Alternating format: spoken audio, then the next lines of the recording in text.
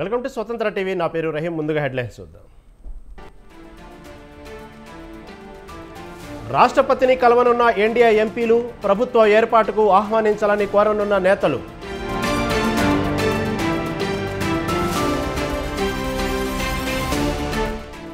LK అద్వానీని కలిసిన ప్రధాని మోదీ మూడోసారి ప్రభుత్వ ఏర్పాటు వివరాలపై చర్చ.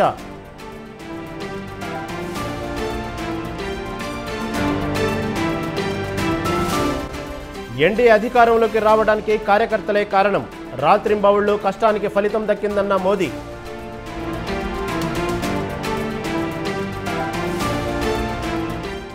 మోదీ ఆధ్వర్యంలో దేశం పురోభివృద్ధి సాధించిందన్న బాబు, ఆయనకు ఉన్నంత వరకు ఏ దేశానికి Bharat తలదొగ్గదన్న Pawan.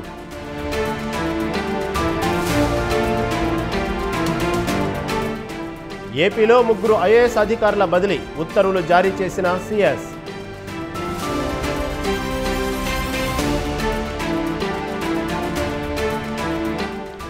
MLC Kavitha judicial remand పొడిగింపు, ఈ నెల 21 వరకు పొడిగించిన రౌస్ అవెన్యూ కోర్టు.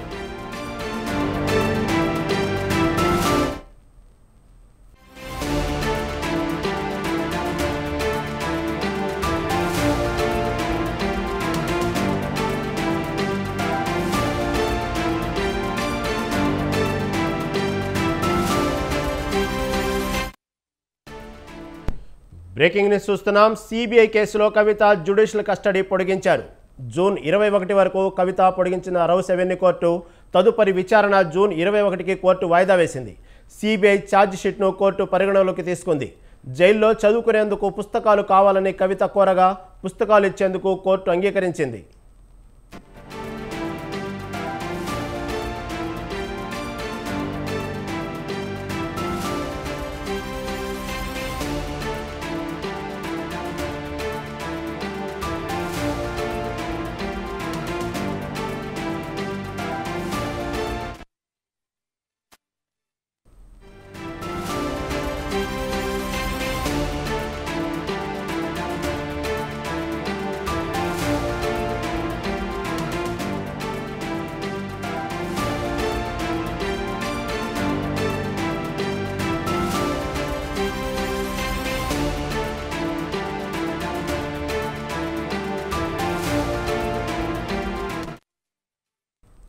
మరో బ్రేకింగ్ న్యూస్ చూస్తున్నాం. బీజేపీ అగ్రనేత మాజీ ఉప ప్రధాని భారతరత్న ఎల్కే అద్వానీని నరేంద్ర మోదీ కలిశారు. ఎన్డీఏ పార్లమెంటరీ నేతగా ఎన్నికైన సందర్భంగా అద్వానీని కలిసి ఆశీర్వాదం తీసుకున్నారు. సమావేశం అనంతరం నేరుగా అద్వానీ ఇంటికి వెళ్లిన మోదీ ఆయన ఆశీర్వాదం తీసుకున్నారు. వరుసగా మూడోసారి ప్రధాని పదవి చేపట్టబోతున్నందుకు మోదీకి అద్వానీ శుభాకాంక్షలు తెలిపారు. అద్వానీతో మీటింగ్ అనంతరం మోదీ మురళీ మనోహర్ జోషి ఇంటికి వెళ్లి ఆయన్ని కూడా కలిశారు.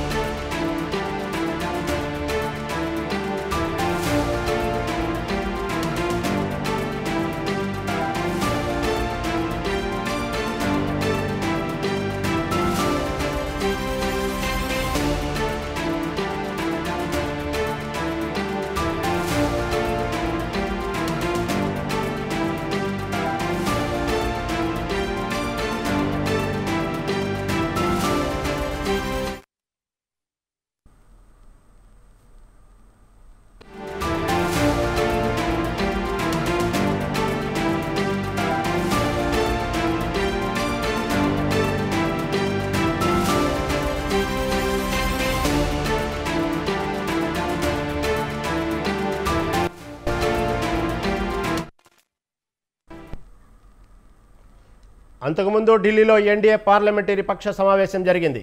ఈ భేటీలో ఎన్డీఏ పక్ష నేతగా నరేంద్ర మోదీ పేరును రాజ్నాథ్ సింగ్ ప్రతిపాదించగా అమిత్ షా, నితిన్ గడ్కరీ, కుమారస్వామి, చంద్రబాబు, నితీష్ కుమార్, షిండే, అజిత్ పవార్ బలపరచగా సభ్యులంతా ఏకగ్రీవంగా ఎన్నుకున్నారు. దీంతో మూడవసారి ఎన్డీఏ పక్ష నేతగా మోదీ నియామకం జరిగింది. So many leaders.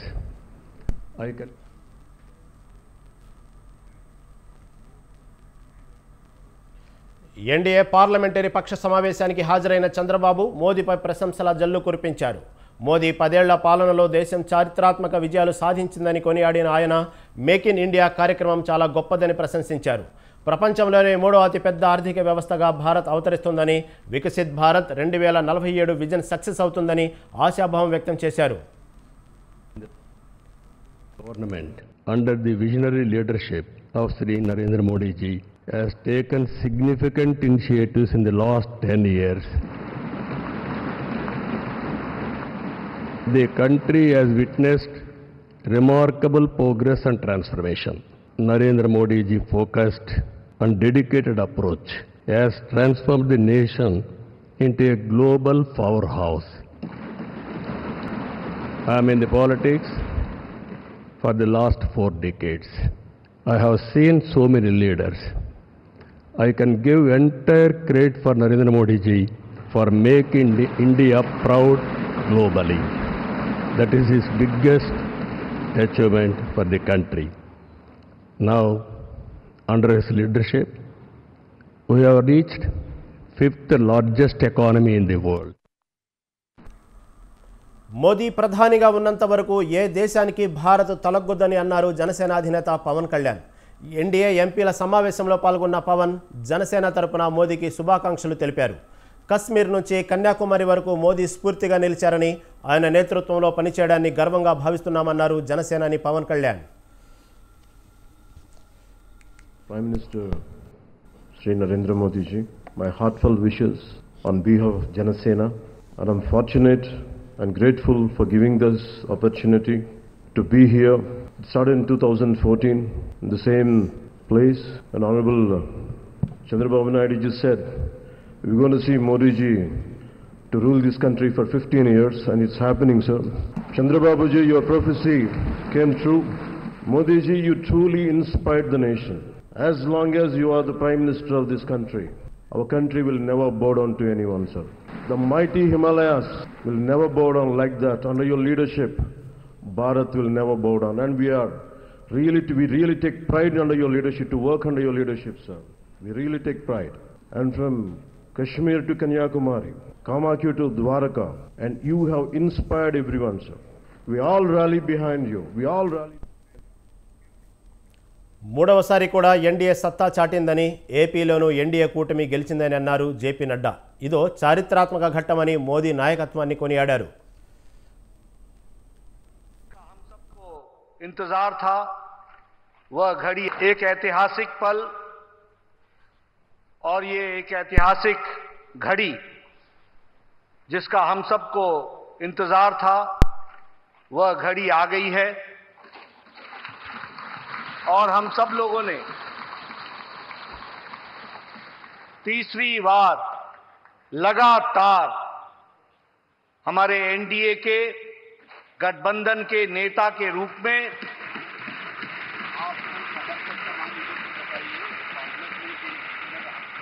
अपने आदरणीय प्रधानमंत्री और नेता का चयन हम सब करने वाले हैं. इस ऐतिहासिक घड़ी पे और इस ऐतिहासिक सेंट्रल हॉल संविधान सदन में आज हम सब लोग इसके चश्मदीद गवाह बन रहे हैं. ये हम सबका सौभाग्य है. एक ऐतिहासिक पल. 10 ఏళ్ల కాలం పాటు దేశానికి మోదీ ఎంతో సేవ చేశారని ప్రశంసలతో ముంచెత్తారు. బీహార్లో కొన్ని చోట్ల ఇతరులు గెలిచారన్న ఆయన వచ్చేసారి వారంతా ఓడిపోతారని జోస్యం చెప్పారు. తామంతా మోదీ వెంటే నడుస్తామని హామీ ఇచ్చారు నితీష్ కుమార్.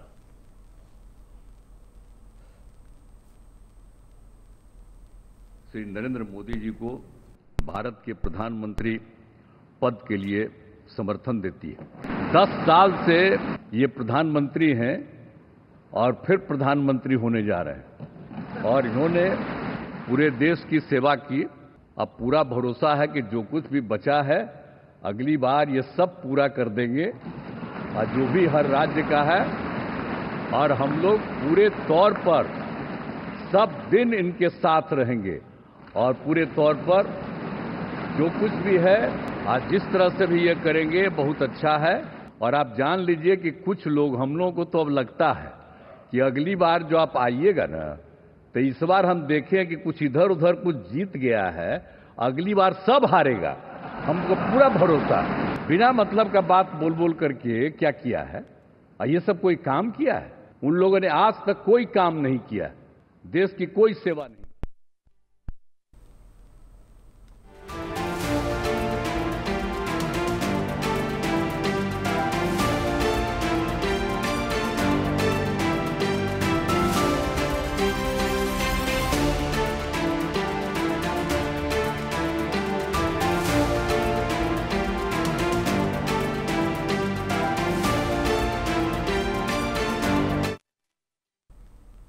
బ్రేకింగ్ న్యూస్ చూస్తున్నాం. ఏపీలో ముగ్గురు ఐఏఎస్ అధికారులు బదిలీ అయ్యారు. పూనం మాలకొండయ్య, రేవు ముత్యాలరాజు, నారాయణ భరత్ గుప్తా ఈ ముగ్గురు ఐఏఎస్ అధికారులు జేఈడీకి రిపోర్టు చేయాలని ఉత్తర్వులు జారీ అయ్యాయి.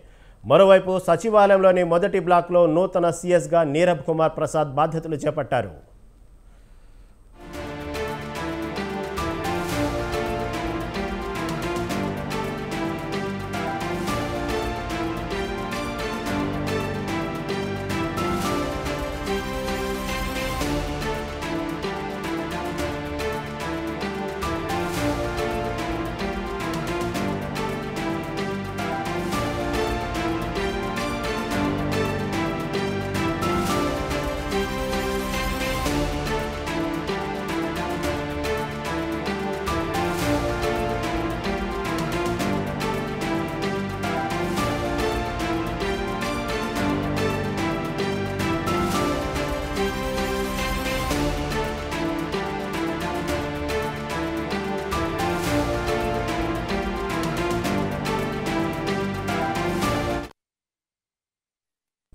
కాంగ్రెస్ ప్రభుత్వం అధికారంలోకి వచ్చిన తర్వాత చేపట్టిన ప్రజావాణి కార్యక్రమం పునఃప్రారంభమైంది. లోక్సభ ఎన్నికల కోడ్ వల్ల తాత్కాలికంగా వాయిదా పడిన ప్రజావాణి కార్యక్రమాన్ని ఇవాళ ఉదయం ప్రారంభించారు. అయితే గురువారంతో ఎలక్షన్ కోడ్ ముగియటంతో నేటి నుంచి ప్రజావాణి అర్జీల స్వీకరణ కార్యక్రమం యథావిధిగా కొనసాగుతుందని ప్రజావాణి ఇన్ఛార్జి రాష్ట్ర ప్రణాళికా సంఘం వైస్ చైర్మన్ చిన్నారెడ్డి తెలిపారు. గతంలో వలె మంగళ, శుక్రవారంలో ఈ కార్యక్రమం కొనసాగుతుందని తెలిపారు. తమ సమస్యలను అర్జీల ద్వారా ప్రభుత్వ దృష్టికి తీసుకురావచ్చని ప్రభుత్వం తెలిపింది. ప్రజావాణిలో వచ్చిన వినతులకు అధిక ప్రాధాన్యతనిచ్చి సత్వర పరిష్కారాలు చూపాలని అధికారులకు ప్రభుత్వం ఆదేశాలు జారీ చేసింది.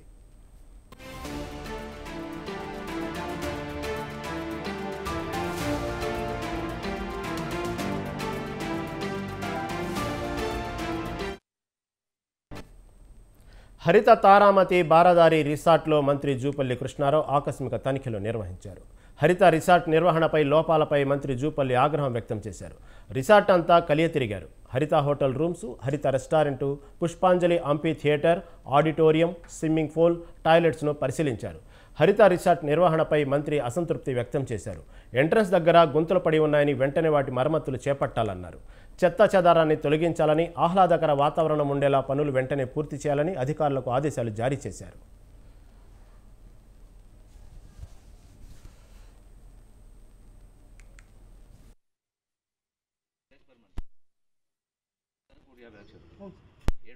జరిగింది. గడచిన 3 మాసాలు ఎన్నికల కోడ్ కారణంగా, ఒక నెల రోజులు ఎమ్మెల్సీ ఎలక్షను, 2 మాసాలు పార్లమెంట్ ఎలక్షను, ఎన్నికల కోడ్ కారణంగా అసలు వాస్తవంగా పనిచేసేటువంటి పరిస్థితి రాలా. ఈ రోజున ఇది సమీక్ష చేయడం జరిగింది. ఒకటైతే సుస్పష్టంగా నాకు అర్థమైనటువంటిది, ఈ తారామతి బారాదారి మంచి లొకేషన్ ఉంది, ప్రైమ్ లొకేషన్ ఉంది. దీని తర్వాతనే ఇంపార్టెంట్ అంటే ఐటీ సిటీ కావచ్చు, ఫైనాన్స్ సిటీ కావచ్చు, ఇటు నుంచే ఎక్కువ మంది పోతూ ఉంటారు. చుట్టూ కూడా సరౌండ్ బై కాలనీస్ ఉన్నాయి.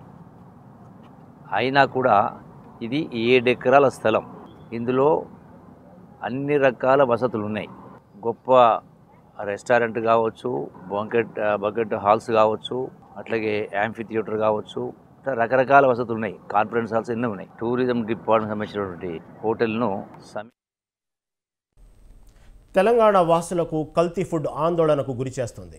హైదరాబాద్తో పాటు పలు ప్రాంతాల్లో నిర్వహించిన తనిఖీల్లో నాణ్యత లేని ఆహారం విక్రయిస్తున్నట్టు బయటపడటంతో మున్సిపల్ అధికారుల దృష్టి సారించారు. ఈ మేరకు పెద్దపల్లి జిల్లాలో ఆకస్మిక తనిఖీలు చేపట్టారు. జిల్లా కేంద్రంలోని పలు రెస్టారెంట్లలో సోదాలు జరిపారు. ఈ తనిఖీల్లో నిల్వ ఉంచిన మాంసాహార ఉత్పత్తులను గుర్తించి 50,000 రూపాయల సరుకును మున్సిపల్ డంపింగ్ యార్డులో ఖననం చేశారు. ఈ సందర్భంగా రెస్టారెంట్ యాజమానులకు గట్టిగా వార్నింగ్ ఇచ్చారు. మున్సిపల్ కమిషనర్ ఆకుల వెంకటేష్ వర్షాకాలంలో మరింత జాగ్రత్తగా ఉండాల్సిన అవసరం ఉందని చెప్పారు. ప్రజలను నాణ్యమైన ఆహారాన్ని విక్రయించాలని సూచించారు. లేదంటే కఠిన చర్యలు తప్పవని, రెస్టారెంట్లు సీజ్ చేస్తామని హెచ్చరించారు.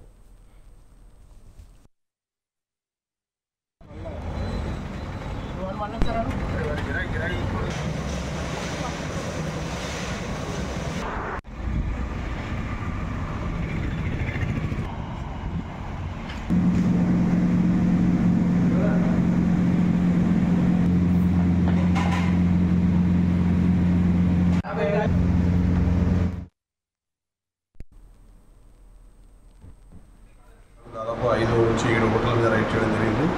ఏదైతే ఆరోగ్యానికి హానికరమైనటువంటి మన ఈ యొక్క ఆహార పదార్థాలు వినియోగిస్తున్నారో, ఖరాబ్ అయినవి కానీ లేకుంటే నిల్వ ఉంచినవి కానీ ఆహార పదార్థాలను సీజ్ చేసి దాన్ని సైంటిఫిక్గా దాన్ని డిస్పోజ్ చేయడం జరిగింది. అదేవిధంగా హోటల్లో పరిశుభ్రత పాటించకపోయినా వాళ్ళకు హెచ్చరికలు జారీ చేయడం జరిగింది. రాబోయే వర్షాకాలం దృష్టిలో పెట్టుకొని ప్రజలకు నాణ్యమైన ఆహార పదార్థాలు అందించాలని, అదేవిధంగా పరిశుభ్రమైన వాతావరణంలో మాత్రమే హోటల్స్ నడపాలని, హోటల్స్ అనే కాదు ఏదైనా చాట్ బండి కానీ ఏదైనా బజ్జీ కానీ ఏదైనా వ్యాపారం ఆరోగ్యానికి సంబంధించి చేసేది ప్రజల ఆరోగ్యాల దృష్టిలో పెట్టుకొని చేయాలని మేము ఈ యొక్క హోటల్ యాజమాన్యాలకు వాళ్ళకి హెచ్చరికలు జారీ చేయడం జరిగింది. ఈ విధంగా రిపీట్ అయినట్లయితే ఫర్దర్ ప్రముఖ హోటళ్ల మీద గత వారం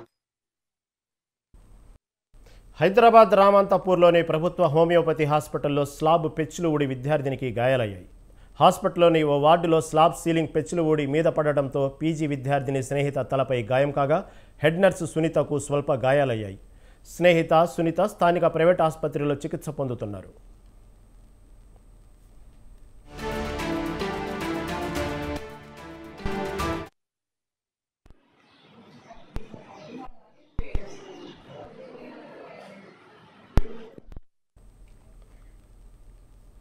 ఇవి ఇప్పటివరకు అప్డేట్స్. కీప్ వాచింగ్ స్వతంత్ర టీవీ.